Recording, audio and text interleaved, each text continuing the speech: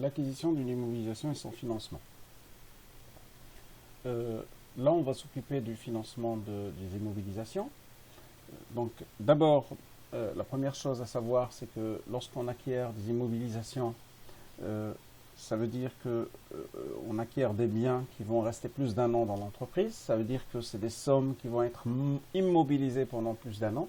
Donc, il faut trouver des ressources qui vont rester dans l'entreprise à peu près la même période.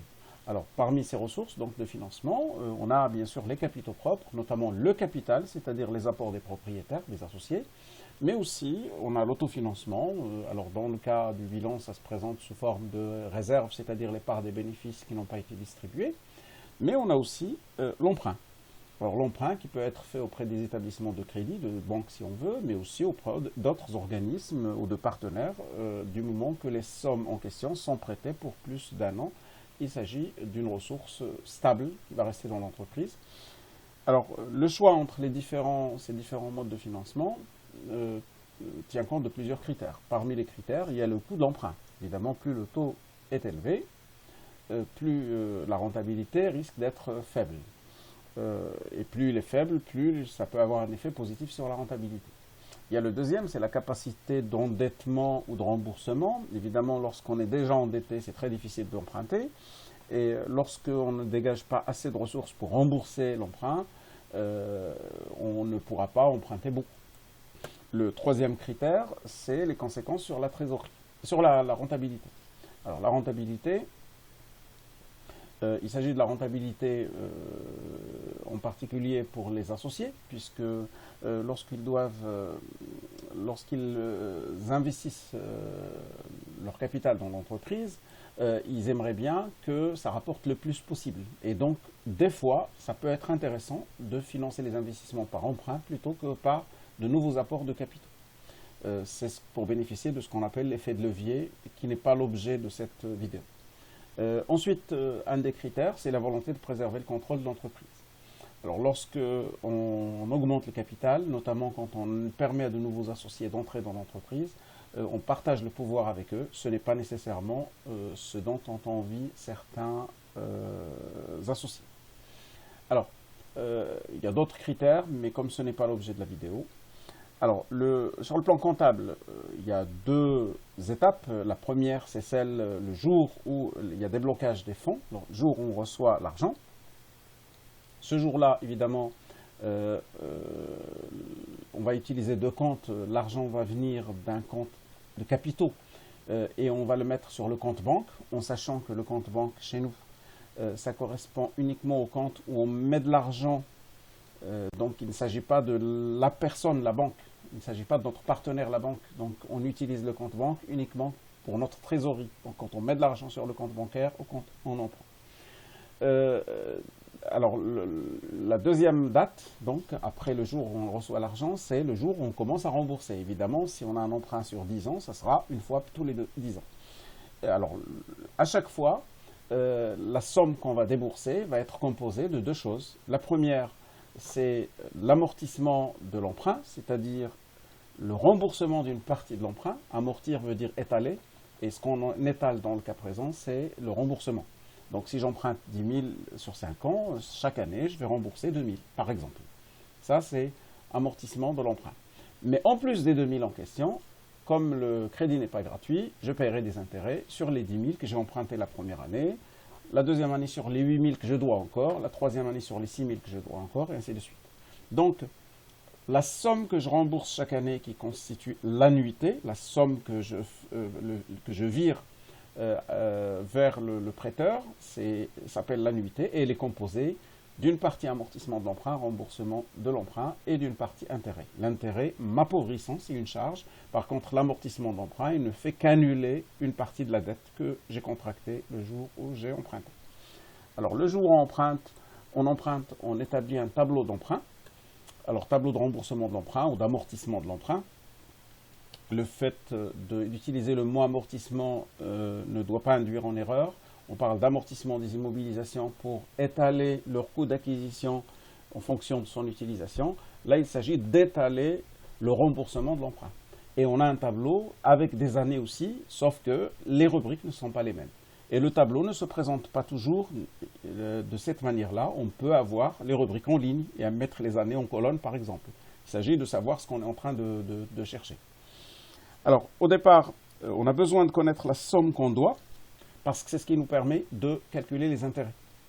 Les intérêts, c'est 5% de ce qu'on doit. La première année, on doit 10 000, donc on a les intérêts qui sont 5% de 10 000, donc 500.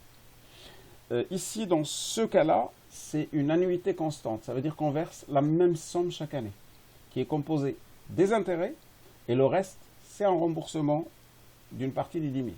C'est pour ça qu'à la fin de l'année, on doit 10 000 moins 1809, ça fait 8190. La deuxième année, les intérêts se calculent sur les 8190. Et comme on rembourse toujours la même somme, on verse toujours la même somme, la différence, c'est l'amortissement, et ainsi de suite. Ce qu'il faut retenir, c'est qu'il y a un lien entre ces trois éléments. L'intérêt plus l'amortissement égale l'annuité. Si on connaît deux d'entre eux, on connaît le troisième.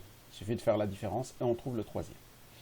Donc, la somme restant due à la fin d'une année, c'est celle qu'on doit au début de l'année suivante. C'est logique.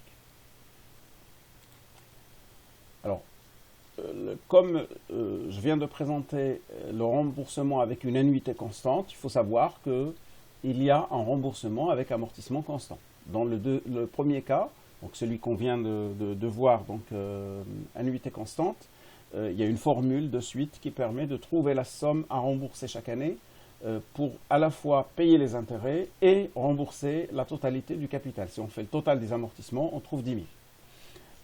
L'autre méthode, amortissement constant, on divise au fait la somme empruntée sur le nombre d'années. Et donc chaque année, on rembourse, si c'est sur 5 ans, un cinquième, plus les intérêts bien sûr. Donc la première année, c'est les intérêts sur 10 000, donc ça fait qu'on rembourse, on verse 2500 composé de 2000 d'amortissement et de 500 d'intérêts. La deuxième année, on ne doit plus que 800, donc les intérêts c'est sur les 8000, les intérêts c'est sur les 8000 et ainsi de suite. Donc le mode d'amortissement, on le voit en regardant quelle est la colonne qui est constante. Et on s'aperçoit ici que c'est amortissement, mais ça ne change strictement rien au niveau du remboursement. À la fin, on doit avoir tout remboursé. Par contre, le coût, ce que ça nous aura coûté, c'est les intérêts. Ils sont ici, par exemple, un peu plus importants avec l'annuité constante qu'avec l'amortissement constant.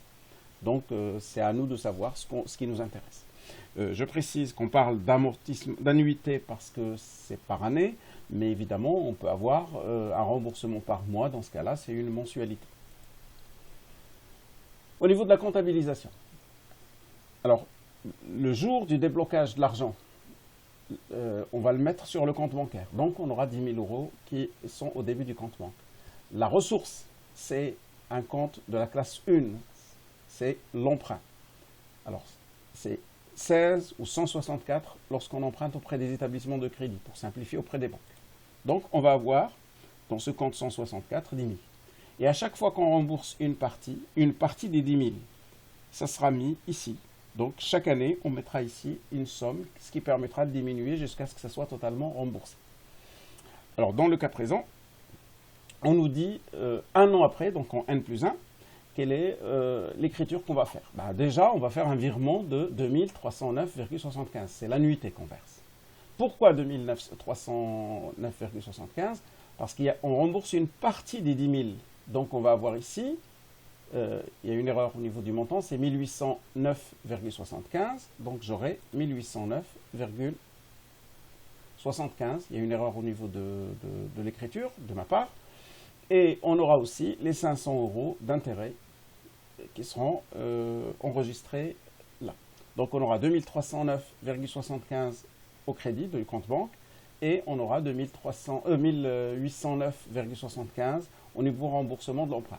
Donc ici, on ne rembourse pas 2309, contrairement à ce que j'ai mis là, mais 1809,75.